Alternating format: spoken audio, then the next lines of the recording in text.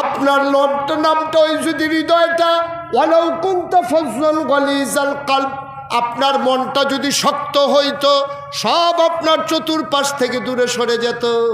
ওরা যে যায় না, কারণ হচ্ছে ফাবিমা রহমাতিম মিনাল্লাহ লিনতা লাহুম, আপনার মনটা সবার জন্য নরম, কেউ আপনাকে ছেড়ে যেতে চায় না। আপনার কি হিজরতের রাতের কথা মনে নাই? কত বড় দার্শনিক, কত বড় বীর যোদ্ধা আমার নবী। যাবেন মদিনায়, হাঁটা ধরেছেন উল্টা পথে। কিছু দূর যাওয়ার পরে সূর্য পূর্ব আকাশে হেসে উঠেছে, ফকফকা আলু ছড়িয়ে পড়তেছে। আবু বকর কই, ইয়া রাসূলুল্লাহ, আমরা তো ধরা পড়ে যাব, এখানে মানুষজন আসবে, রাখালেরা আসবে, ধুধু মরুভূমির মাঝে আমরা ধরা পড়ে যাব। নবী বললেন, চলো কোনো গুহায় লুকাই। একটা গুহার সামনে গিয়ে দাঁড়ালেন, গুহার নাম সাউর গুহা। গুহার সামনে দাঁড়াইলেন, আল্লাহর নবী ঢুকতে চাইলেন। আবু বকর কয়, গুস্তাখি মাফ কর দিজিয়ে, বেয়াদবি মাফ করবেন, আপনি গুহায় ঢুকবেন না, আপনি গুহায় ঢুকবেন না। কয়, কেন ঢুকবো না? কয়, গুহার ভিতরে সাপ থাকতে পারে, বিচ্ছু থাকতে পারে, আপনি ঢুকলে যদি আপনারে সাপ কামড় দেয়, আমি আগে ঢুকবো, আমি দেখবো কিছু আছে নাকি। আল্লাহর নবী চোখের পানি ছেড়ে দিলেন। আবু বকর রে, তুই ঢুক, আমি ঢুকলে কামড়াবে, তুই ঢুকলে কামড়াবে না, আমি ঢুকলে কামড়াবে, তুই ঢুকলে কামড়াবে না। আবু বকর কয়, তো আমারে কামড়াইলে কি সমস্যা? আমারে কামড়াইলে সমস্যাটা কি? কয়, বিষাক্ত সাপ কামড় দিলে তো তুই মরে যাবি। আবু বকর চিৎকার করে কয়, 1000 আবু বকর যদি মরে যায় ইসলামের কিচ্ছু হবে না, কিন্তু আমার নবীর যদি কিছু হয়ে যায় দুনিয়াতে ইসলাম থাকবে না।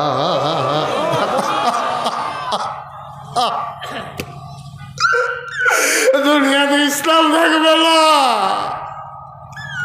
আপনি শেষ তো সব শেষ।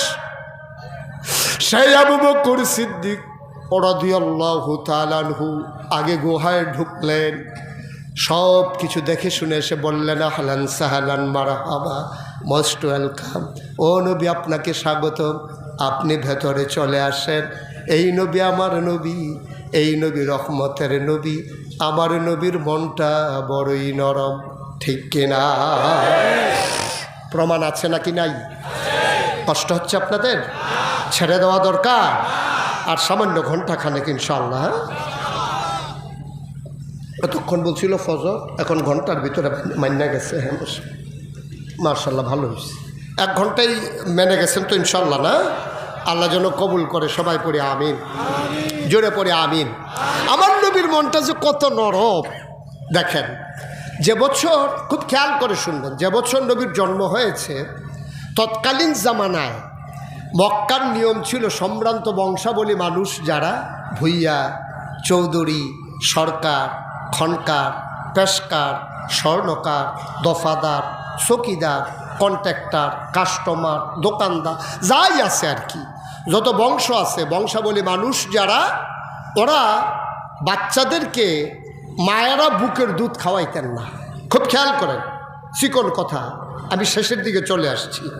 মক্কায় যে বছর নবী এসেছেন সেই সময়ে মহিলারা বুকের দুধ বাচ্চাদেরকে খাওয়াইতেন না। কোনো স্বামী তার স্ত্রীর দুধ বাচ্চাকে খাওয়াইতেন না, তো বাচ্চা খাবে কি? ওই জমানায় মক্কার পার্শ্বে একটা শহর ছিল, শহরের নাম তায়েফ। কিয়েফ? আহা, সব মরহুম একসাথে হইয়া গেলাম আমরা না? একটু আওয়াজ করে কইলেন কিয়েফ। এই তো মোটামুটি হয়েছে। তো আমি তো মনে করছি পারেন না, আপনারা পারেন তো, সমস্যা কি? সবাই বলেন কিয়েফ। তায়েফ শহর থেকে একদল মহিলা আসতো মক্কায়, আইসা ধনী ধনী বাচ্চাগুলাকে টাকার বিনিময়ে নিয়ে যেত। 2 বছর 2.5 বছর বুকের দুধ খাওয়াইয়া আবার আইনা বাচ্চাদেরকে ফেরত দেওয়া যেত। তো যে বছর নবীর জন্ম হয়েছে এই বছর তায়েফ থেকে একদল মহিলা রওনা দিছে। মনে করেন রওনা দিছে যাত্রাবাড়ি থেকে। কোত্থেকে? আরে কথা কয় না, কোত্থেকে? কোত্থেকে? যাত্রাবাড়ি থেকে রওনা দিছে। আসবে কই? ভাঙ্গা। আসবে কই? ভাঙ্গা। যাত্রাবাড়ি থেকে রওনা দিয়া আসবে ভাঙ্গা। এখন রওনা দেওয়ার পরে মানে তায়েফ থেকে রওনা দিয়ে আসবে মক্কা, আপনাদের সহজ বুঝার জন্য যাত্রাবাড়ি আর ভাঙ্গা দিয়ে মিলাই দিলাম আর কি। তো যাত্রাবাড়ি থেকে রওনা দিছে আসবে ভাঙ্গায়।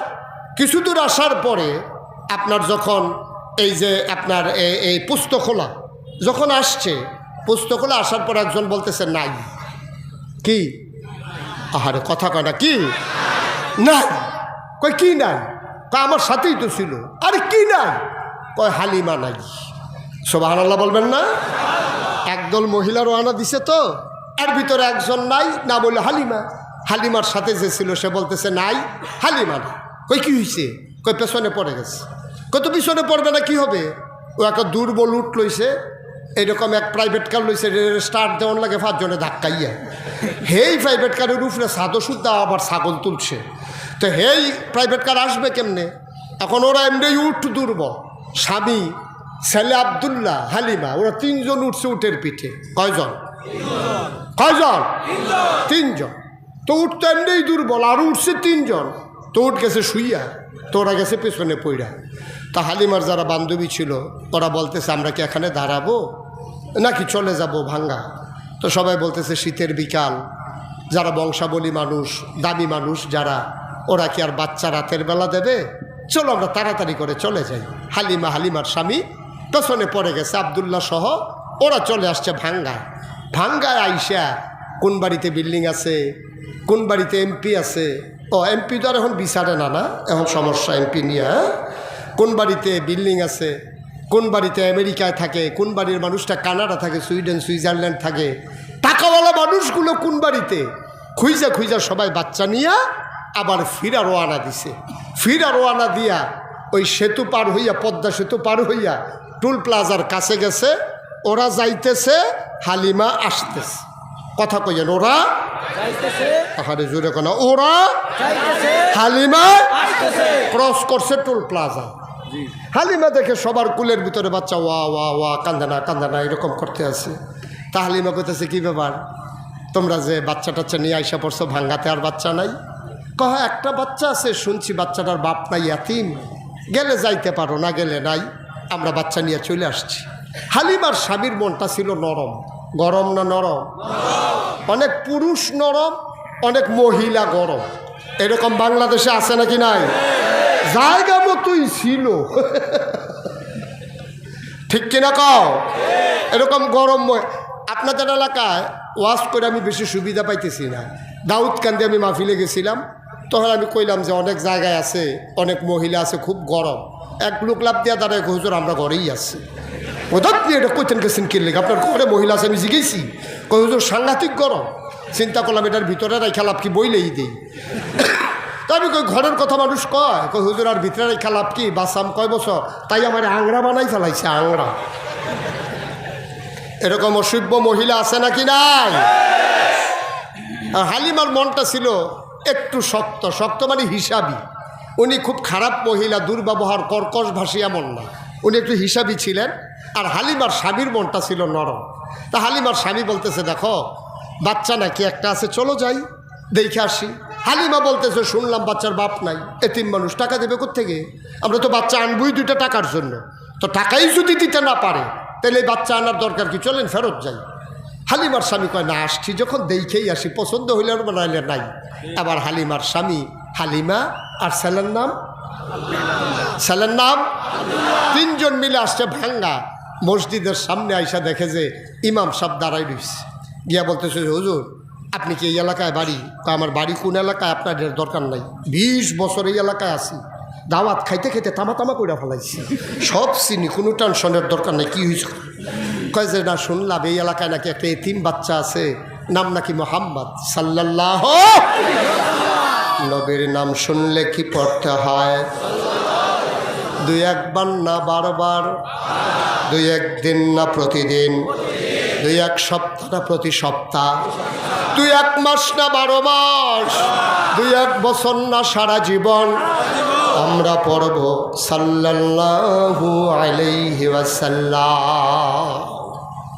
ইমাম সাহেব রেজি গাইছে হুজুর এখানে নাকি একটা এতিম বাচ্চা আছে, বাচ্চাটার নাম নাকি মোহাম্মদ। হ্যাঁ চিনতে পারছি, ওর আব্বার নাম আব্দুল্লাহ, আমাদের ভাই হয়। তার বাচ্চাটার এমন কপাল, সে দুনিয়ায় আসার আগেই তার আব্বা ইন্তেকাল করেছে। বাবা সন্তান দেখে নাই, সন্তানও বাবার মুখ দেখে নাই। কি হইছে? কয় শুনলাম বাচ্চাটা নাকি এখনও আছে। কয় হ, আমরা এসেছিলাম। কয় যান খবর নেন। হালিমার স্বামী আর বাচ্চা আব্দুল্লাহকে নিয়ে হালিমা আমেনার ঘরের দরজায় দাঁড়ালেন।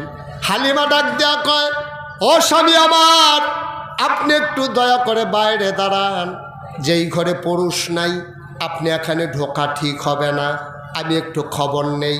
হালিমা দরজায় দাঁড়ালেন, সালাম দিলেন, আসসালামু আলাইকুম। ভেতর থেকে সালামের জবাব আসলো, ওয়ালাইকুম আসসালাম ওয়া রাহমাতুল্লাহ। কে সালাম দেয়? কয় আমার নাম হালিমা। কয় কোন হালিমা? কয় আমার নাম হালিমা তুসাদিয়া। কয় চিনলাম না। কয় তায়েফ থেকে এসেছি বাচ্চা নেওয়ার জন্য। আপনি কি আমেনা না? আমেনা ডাক দেয়া কয় হালিমা, ও হালিমা, তোমার বুঝি মায়া লাগছে গো হালিমা? সকাল থেকে কত মহিলারা বাচ্চা নিয়ে আমার ঘরের সামনে দিয়া গেল, ওটের পায়ের শব্দ শুনলাম, ওয়া ওয়া কান্না শুনলাম, কেউ আমার ছেলের খবরও নিল না, তার বাপ নাই বলে। তোমার বুঝি মায়া লাগছে? আহলান সাহলান মারহাবা, মোস্ট ওয়েলকাম, আমার ঘরে তোমারে স্বাগতম। আবার হালিমা দরজায় গিয়ে ঢুকলেন। হালিমা কয়, আমি ভেতরে গিয়া দেখি আমেনা আসন পেতে বিছানার উপরে বসে আছে। কুলের ভিতরে ছোট্ট একটা শিশু, এই রকম একটা সাদা রুমাল দিয়া বাচ্চার মুখটা এমন করে ঢাকা। আমি গিয়া বললাম, আমেনা তোমার ঘরে একটা বাচ্চা আছে? কয় হ। কয় দেখতে এসেছি, পছন্দ হইলে নেব, নাইলে নাই, দয়া করে একটু দেখতে চাই। আমেনা কয় দেখে নাও নয়ন ভরে। কয় দেখবো কেমনে? রুমাল দিয়ে ঢেকে রাখলে। মা আমেনা টান দিয়া পর্দাটা সরাই দিলেন। হালিমা কয়, আমি অবাক বিস্ময়ে তাকিয়ে রইলাম, আমি চমকে উঠলাম, আমি থমকে দাঁড়ালাম, আমি আশ্চর্যান্বিত হয়ে গেলাম। এত সুন্দর কি মানুষ হইতে পারে?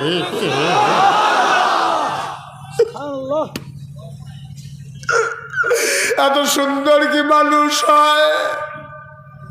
আমি অবাক বিস্ময়ে তাকিয়ে রয়েছি। আমি দেখলাম মনে হয় যেন ফুটন্ত গোলাপটা আমেনার কোলে শুয়ে আছে। চতুর্দশী পূর্ণিমার চাঁদ ফকফকা জ্যোৎস্না নিয়ে কুলের ভিতরে যেন ঘুমায়। আমি অনেকক্ষণ তাকিয়ে রইলাম। আমি চিন্তা করলাম এত সুন্দর কেমনে মানুষ হয়? মুফাসসির, মুহাদ্দিস, ওলামায়ে কেরাম, কবি সাহিত্যিক সবাই কয়, হালিমা কথা বলতে সাবধানে বইল। তুমি বলতে চাও এত সুন্দর মানুষ হয় নাকি?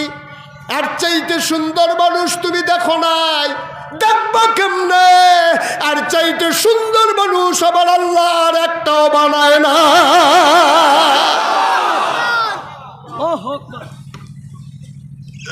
কেমনে দেখবা তুমি?